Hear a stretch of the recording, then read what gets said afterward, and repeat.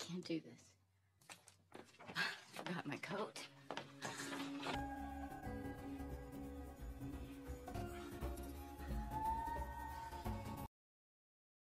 Berlatar belakang di pinggiran kota New York, tahun 1970, tinggallah sebuah keluarga harmonis yang tergolong kaya raya. Suaminya bernama Edward Summer, dan sang istri bernama Connie. Mereka memiliki seorang anak laki-laki berusia 8 tahun, bernama Charlie. Edward merupakan pimpinan salah satu di perusahaan otomotif di kota New York. Sedangkan Connie, memilih profesi sebagai ibu rumah tangga, yang fokus mengurus rumah dan anak mereka. Don't forget to put it down. Very handsome.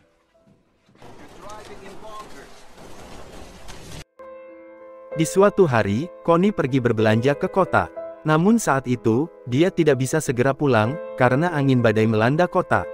Connie berkali-kali memanggil taksi, namun tidak ada yang berhenti. Sampai akhirnya, Connie tak sengaja ditabrak oleh seorang pemuda yang sedang membawa tumpukan buku.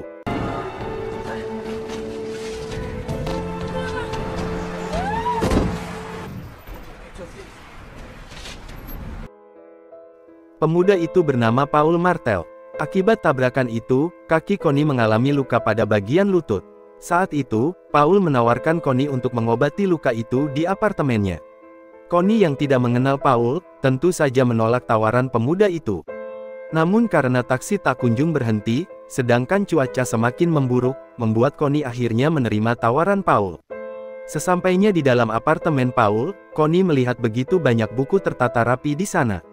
Paul pun mengatakan jika dia melakukan bisnis jual beli buku. Bahkan dia juga memiliki beberapa buku yang sudah langka di pasaran. Paul juga mengatakan, jika sebenarnya apartemen itu adalah milik salah seorang temannya. Sikap Paul yang begitu ramah, membuat wanita bersuami itu menjadi terpesona. Paul juga sempat menjamu Connie dengan teh hangat. Saat itu Connie meminjam telepon Paul, dan mengatakan jika dia akan menghubungi putranya. Good, good.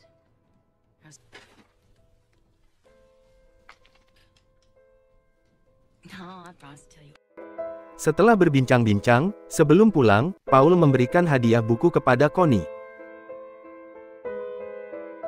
Sesampainya di rumah, Connie bercerita kepada Edward tentang luka di kakinya, serta pertemuannya dengan Paul.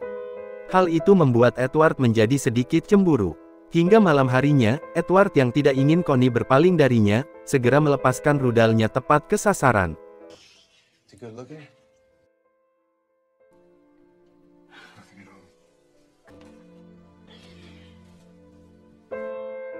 Keesokan harinya, saat melihat buku dari Paul, Connie baru menyadari jika di sana terselip kartu nama Paul. Siang harinya, Connie kembali ke kota, dan mencoba menghubungi Paul untuk mengucapkan terima kasih. Namun, Paul justru mengundang Connie ke apartemennya. Connie yang penasaran dengan kepribadian Paul, akhirnya bersedia menemuinya. Di sana, Connie mulai merasakan kenyamanan yang luar biasa, saat bersama pemuda itu. Namun, saat itu Connie masih bisa menahan diri, dan memutuskan untuk tidak berlama-lama di sana. Would you like to take off your coat? I'd better go. Sepulang dari apartemen Paul, Connie yang merasa bersalah, segera menuju kantor suaminya. Dia membawakan sweater baru untuk Edward, karena cuaca yang semakin dingin. Saat di rumah, Edward mulai melihat perubahan sikap dari istrinya. Connie yang selalu kepikiran dengan Paul, akhirnya memutuskan untuk kembali ke apartemen itu. Mereka semakin akrab, sehingga Paul berani untuk mengajak Connie berdansa. Lagi-lagi, Connie masih istighfar, dan segera pamit untuk pulang. Namun, saat kembali untuk menjemput mantelnya, Connie benar-benar tidak bisa mengelak lagi, dan terjadilah hal-hal yang selalu dibayangkan oleh Connie. I can't do this. Forgot my coat.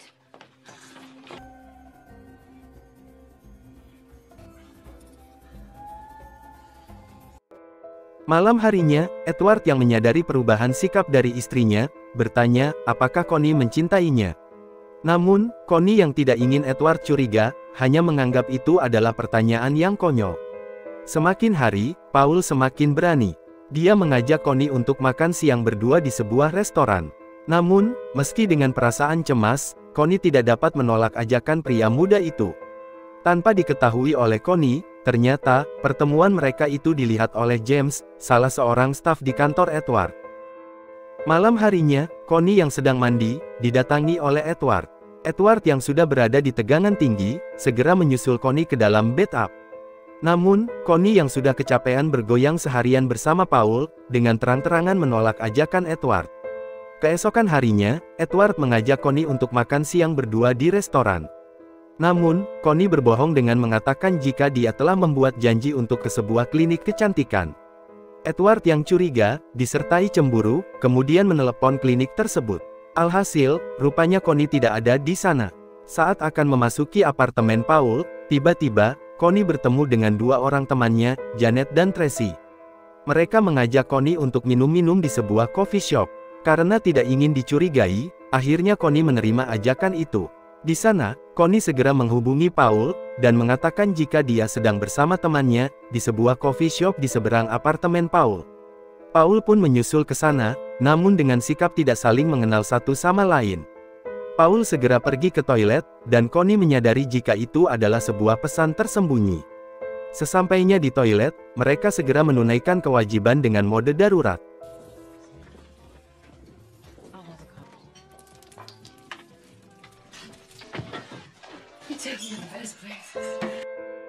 Setelah selesai bertempur, Connie kembali ke meja temannya. Saat itu, Janet bercerita jika dia sudah berpisah dengan suaminya, akibat perselingkuhan yang telah dia lakukan. Dia pun merasakan penyesalan yang begitu dalam, atas kehilafannya itu. Cerita Janet benar-benar menjadi kode alam untuk Connie. Namun, bukannya menjadi sadar, sepulang dari coffee shop itu, Connie malah ke apartemen Paul untuk mengulangi pertempuran itu. Di tempat lain, terlihat Edward yang sedang memarahi James, atas tindakan James yang merugikan perusahaan. Saat itu, Edward bahkan memecatnya. James mencoba meminta kesempatan kedua, dengan mengatakan jika dia memiliki keluarga yang harus dinafkahi. Namun, Edward tetap pada keputusannya. James yang kesal, akhirnya mengatakan jika lebih baik Edward mengurusi keluarganya, daripada menyengsarakan keluarga orang lain. Perkataan James itu membuat Edward semakin berpikir dengan perubahan sikap Connie. Akhirnya, Edward menyewa seorang detektif untuk mengikuti istrinya. Malam harinya, Edward mengatakan kepada Connie, jika besok dia akan keluar kota untuk beberapa hari. Hal itu membuat Connie menjadi memiliki banyak waktu untuk bercinta dengan berondongnya. Namun, pertemuan mereka tidak lepas dari lensa kamera detektif yang disewa oleh Edward. Karena asyik bermesraan, Connie sampai lupa menjemput putranya di sekolah.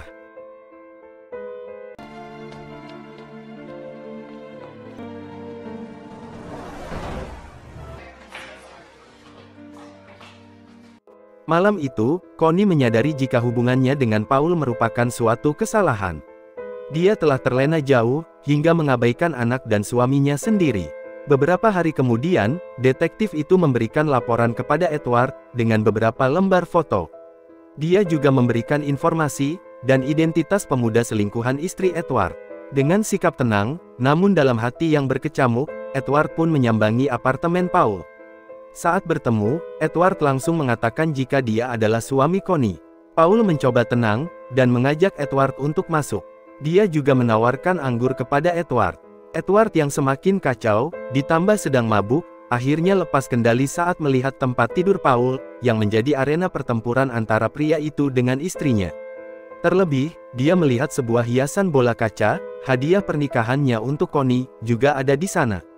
Dengan refleks, dan amarah yang luar biasa, Edward memukulkan bola kaca itu tepat ke kepala Paul.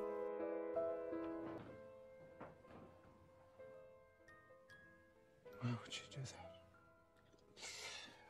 She didn't buy this for healing. Berondong itu hanya terdiam sesaat, dan akhirnya rubuh tak bergerak dengan cairan merah yang mengalir deras dari puncak kepalanya. Saat sedang membereskan jasad Paul, tiba-tiba pesan suara berbunyi dari telepon Paul. Pesan suara itu dari Connie, yang mengatakan jika dia ingin perselingkuhan itu disudahi saja, karena dia merasa bersalah terhadap keluarganya.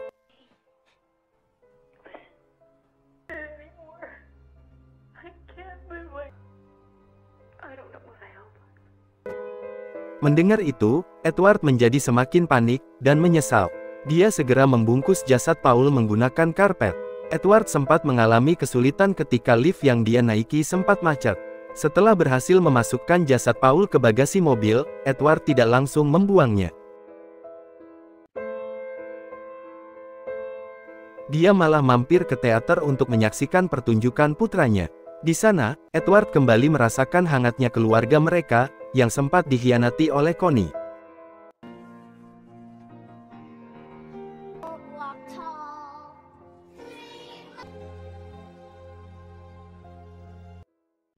Di tengah malam, ketika istrinya sedang tertidur lelap, Edward segera pergi untuk membuang jasad Paul yang masih ada di bagasi mobil, ke tempat pembuangan sampah.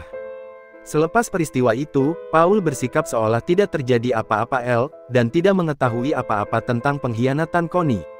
Namun, beberapa hari kemudian, detektif dari kepolisian mendatangi rumah Edward. Saat itu, mereka menginterogasi Connie, karena nama dan nomor kontaknya tertulis di sebuah buku di apartemen Paul. Connie tampak bingung, sedangkan Edward memilih diam.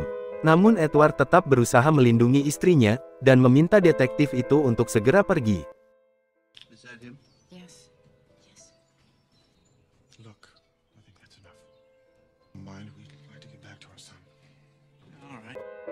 Sampai akhirnya, saat sedang mengambil pakaian di tempat laundry, Connie menemukan fotonya bersama Paul di jaket Edward. Connie pun mencoba berbicara kepada Edward, dan memintanya untuk jujur tentang kematian Paul. Saat itu, Edward yang marah pun mengungkapkan sakit hatinya karena Connie berselingkuh dengan Paul. Connie yang merasa bersalah pun, menjadi terdiam, dan tidak sampai hati untuk melaporkan Edward ke polisi. Karena Connie tahu bahwa Edward telah membunuh Paul, dan Edward juga mengetahui tentang pengkhianatan Connie kepadanya, akhirnya mereka memilih jalan berdamai, dan memutuskan untuk memperbaiki hubungan mereka, dan melupakan masa lalu yang telah terjadi.